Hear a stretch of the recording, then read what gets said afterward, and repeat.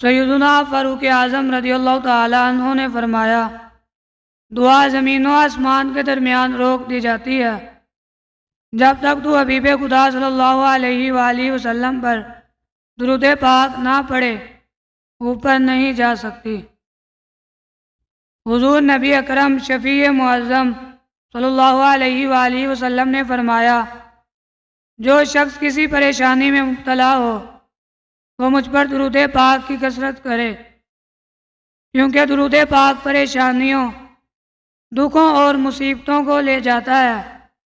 رزق بڑھاتا ہے اور حاجتیں بڑھ لاتا ہے۔ بعض صحابہ کرام رضی اللہ تعالیٰ عنہم اجمعین نے فرمایا، جس مجلس میں سید العالمین صلی اللہ علیہ وآلہ وسلم پر درود پاک پڑھا جاتا ہے، اس مجلس میں ایک نہایت پاکیزہ خوشبو مہکتی ہے جو کہ آسمانوں کی بلندیوں تک جاتی ہے۔ اس پاکیزہ خوشبو کو جب فرشتے محسوس کرتے ہیں تو کہتے ہیں، زمین پر کسی مجلس میں رسول اکرم